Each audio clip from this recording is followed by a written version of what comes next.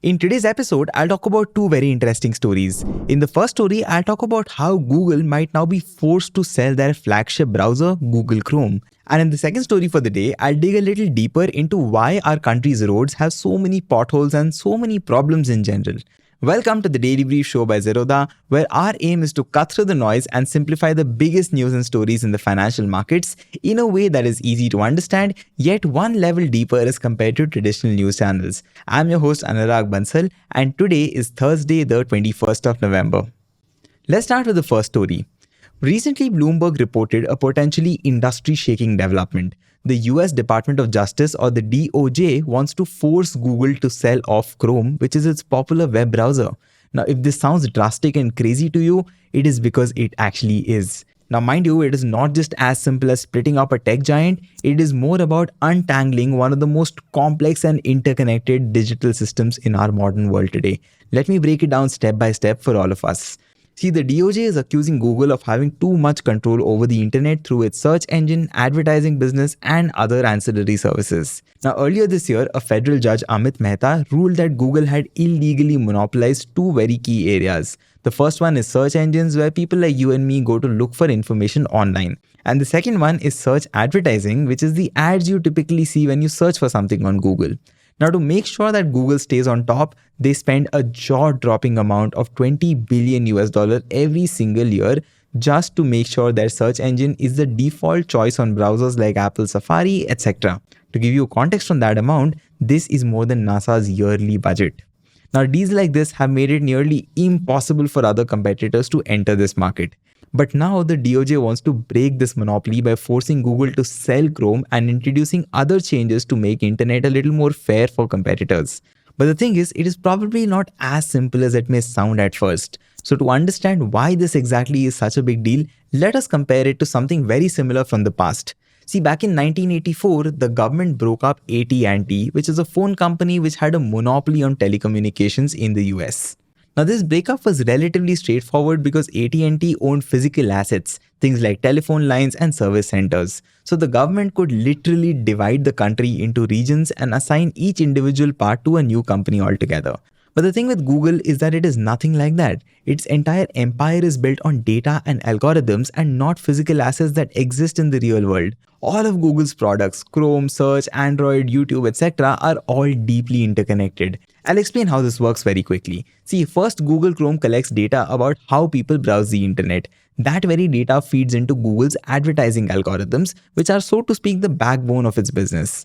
Ads make up about 80% of Alphabet, which is Google's parent company's revenue, which is about $300 billion US.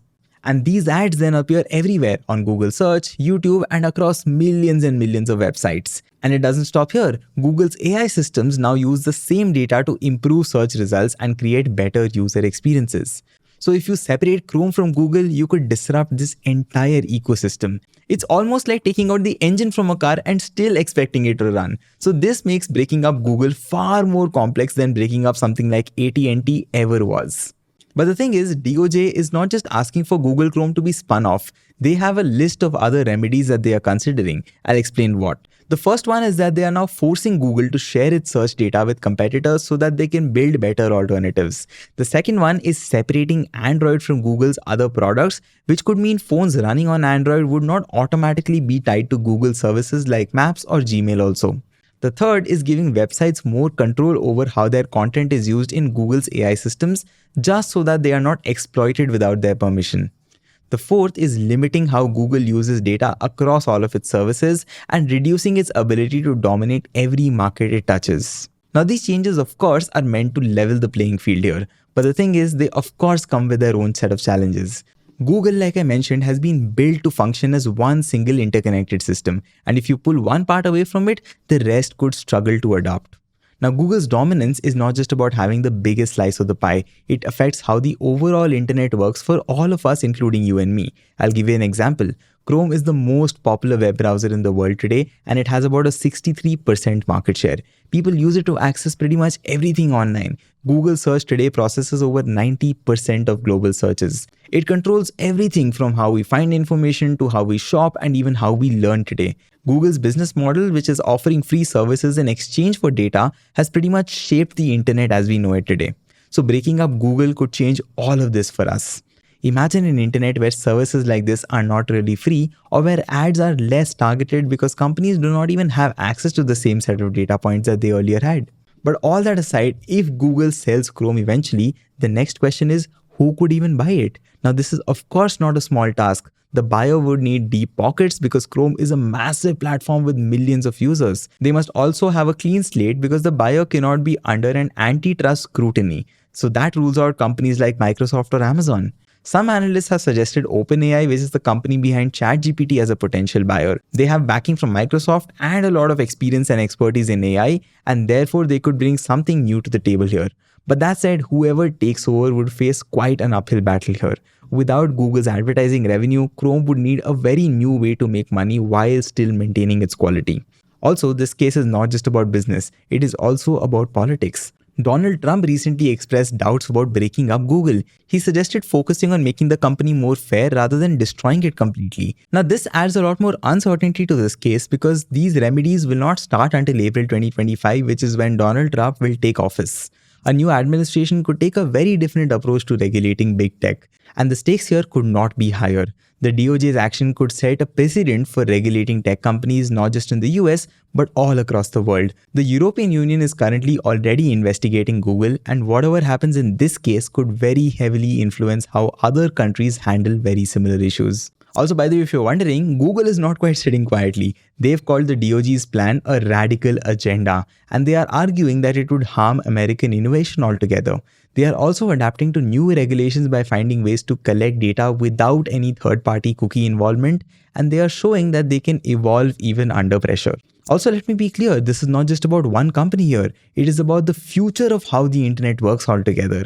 If the DOJ succeeds here, we could see more competition in search and advertising, new rules about how companies collect and use data, and a shift in the free services model that we've come to expect today. But we could also see some great disruptions here. There could be services that do not work as well, there could be higher costs for users, and a less cohesive internet experience altogether. So all in all, this case is much more than just a legal battle here. It is pretty much a turning point for technology, business, and how you and I interact with the online world. Whether it leads to a fairer internet or unintended consequences remains to be seen for all of us. But one thing here is clear, this is a story we will be hearing about for many years to come now. With that, let's move on to the second story. Look, imagine you are driving to work on a regular day, but suddenly, bam, your car falls into a pothole.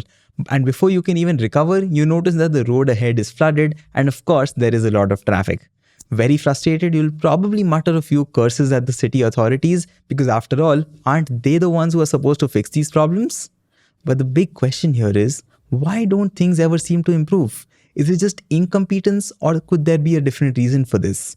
Maybe, and just maybe, the municipality does not even have enough money to fix these issues in the first place. Let's dig into this, starting with the very basics. Look, city governments, which are called municipalities, are responsible for all those everyday services that you and I rely on. This includes clean streets, working drains, garbage collections, safe parks, and of course, filling potholes as well. But as you would imagine, running a city would not at all be cheap. Roads would require constant repairs, drainage systems would require upgrades, and street lights would require a lot more electricity. And these are just some of the bills that municipalities need to pay today. But here is where things get tricky now. Most municipalities today do not have enough money to do all of this. According to a recent report by the RBI, municipal finances in India are in some serious trouble today. Urban areas contribute to a massive 60% to India's GDP, but all municipal corporations in the country put together generate only 0.4% of the GDP as their own revenue. You heard that right, just 0.4%. And even with such a tiny share, there is a huge imbalance that we need to consider. The top 10 cities in India like Delhi, Bombay, etc. account for over 58% of all municipal revenue receipts, and others are far behind here. So while these cities are relatively well funded, smaller towns and less prominent cities are barely scraping by today.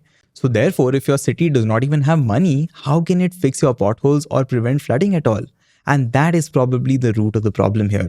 Now, municipalities in India earn money from two major sources. First is their own revenue, which includes taxes and fees that are collected by the municipality itself. To give you an example, it could include taxes like property tax, water tax, etc., and fees like parking fees, garbage collection fees, fines, etc.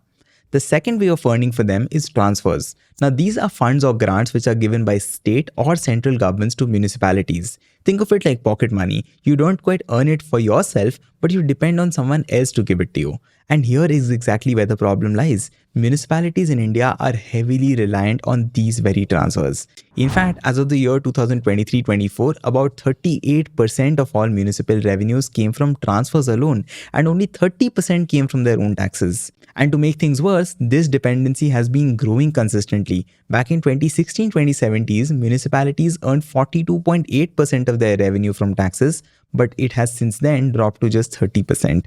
Think of it this way, if your entire salary depended on your parents giving you money every month, you would not have as much financial independence as you would have otherwise, right? If your parents delayed or cut your allowance, you would struggle to pay rent or even buy groceries for that matter. And that is exactly what is happening today with municipalities. When state or central governments delay grants, cities cannot even fund basic services like garbage collections or road repairs. And this dependency means municipalities do not quite have the freedom to plan or execute projects on their own. They are always waiting for someone else to give them the green light and the funds as well. So with that context, let's also look at how municipalities spend the money that they have. Their expenses can broadly be divided into two categories. The first one is revenue expenditure, which covers day-to-day expenses like paying salaries, maintaining streetlights, collecting garbage, etc. The second one is capital expenditure, which is for long-term investments like building new roads, parks, drainage systems, etc. But the interesting trend here is that over the last few years or so, capital expenditure has been growing faster than revenue expenditure. In the year 2023-2024, about 60% of municipal spending was projected to go towards big infrastructure projects, but only 38.5% was set aside for everyday maintenance. To give you a comparison, back in 2019-2020, this split was more evenly balanced at about 56.1% for capital expenditure and about 44% for revenue expenditure. Now, this shift means that cities are now focusing more on shiny new projects, but they also might be neglecting routine maintenance that is very essential for all of us. So while these new parks and roads might sound great at first, ignoring basic services like filling potholes or managing garbage can make life miserable for citizens. So the question here is, can municipalities really raise more money? The answer is yes. See, some cities are already trying to innovate ways to boost their revenues. Take Bangalore for example. The city has introduced a modern paid parking system in busy areas by adding 31.5 crore rupees to its annual budget. Imagine if other cities also followed suit on a larger scale, what would happen? Another option here is municipal bonds. See, these are like loans that cities can take from investors in order to fund their big projects. Some cities like Pune and Ahmedabad have already started issuing green bonds for eco-friendly projects there. But there's a catch here. Only very financial stable cities with very good credit ratings can use this option. Smaller municipalities which are already struggling cannot quite access this route very easily. So if you want better services in our cities, municipalities need to increase their own revenues, reduce dependency on transfers, and balance all their expenditure.